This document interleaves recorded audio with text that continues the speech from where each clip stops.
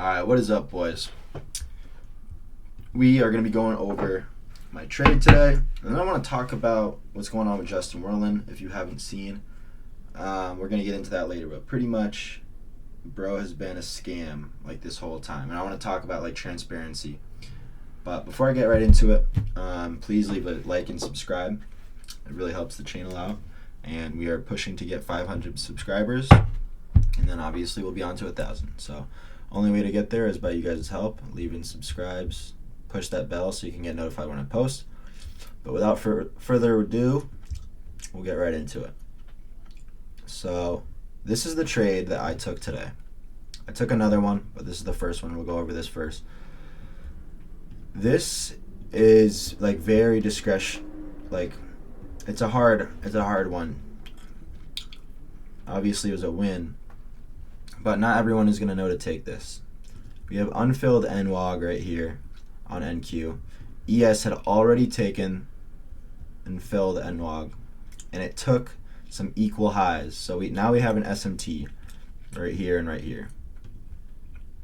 Boom, boom.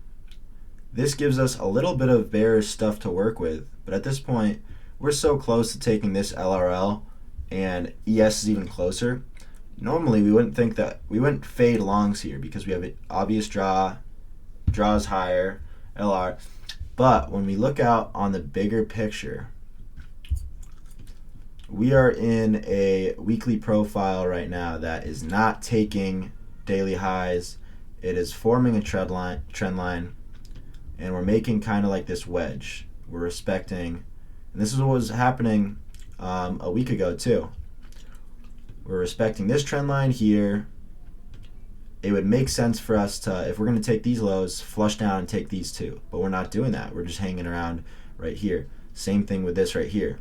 We took this low right here. We should have probably went down and taken this if we were truly going to go up and reverse there.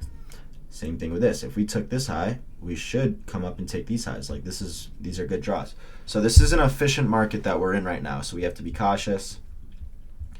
And when we come up and hit this NWOG without fully filling it, and ES does, I'm now ready to take a short only because of what I just talked about.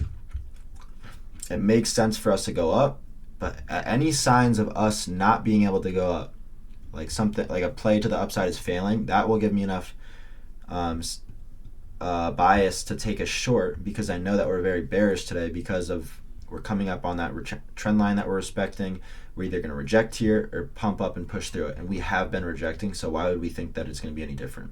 We also had like a lot of bearish news over the weekend, and overall just going into the market today, there's not really a reason for it to go up.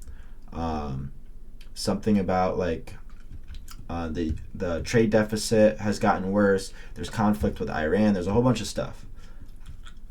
So I saw this 5-minute long, and this should have played out if we were truly bullish, but it didn't. We reject off of hitting this 1-minute wick right here. We hit the CE of it, and it's very important that we pay attention to stuff like this.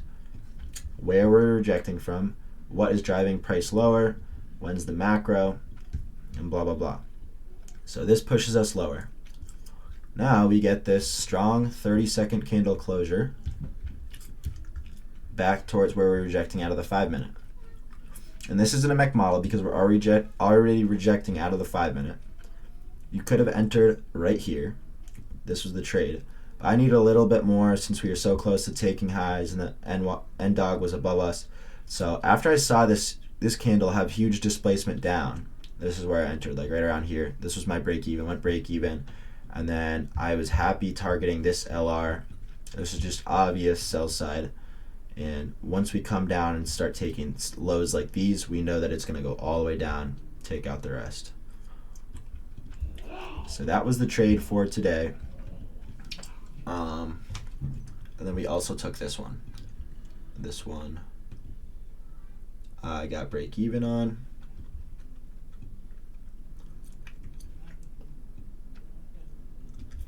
Boom, boom, boom, boom, boom. Right there. Looked like it was going to be really good, but I probably shouldn't have faded the bias. We're obviously going down today. It made sense that we started forming this like random trend line going down, not taking highs. But with that said, apparently Justin Werlin is literally unprofitable. He even came out and admitted himself that he's like net break even in his whole trading career. And like this, you got to think about it, dude. Like this guy literally sells a course. Like that's unacceptable. It's crazy. Like people spent money learning from someone who they thought were profitable, and that guy turned out to not be profitable. Like that cannot be happening. It's definitely like a hard pill to swallow if you were someone that like watched his videos or was mentored by him. So yeah, like that really does suck.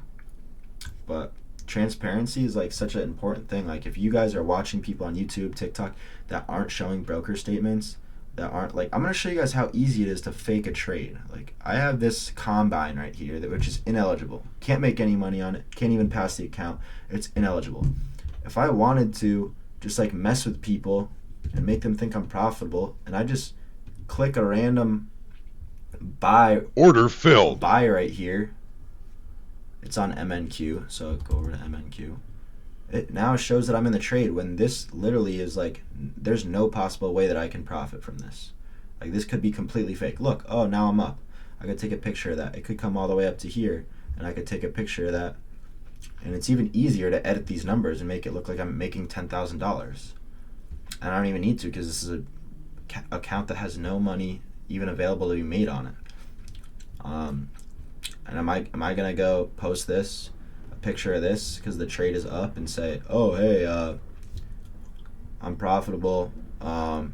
You should buy my course because I'm always right in the markets. No, you should buy someone's course that you enjoy watching their trading. You like them as a person, and it's obvious that they're profitable. Like you watched their come up, you saw them when they were down. They didn't randomly just start making a whole bunch of money one day. Like you saw them blow their accounts. Like you felt bad for them. You took the same trades as them in some days. Like that's why it's important having someone that you can trust. Very easy to fake stuff. I'm on a MacBook right now, but you guys probably know this. If you are on a PC, you can completely fake anything by just highlighting something, and then you right click it, and then you can go to the inspect element, and it literally lets you change the letters on the screen.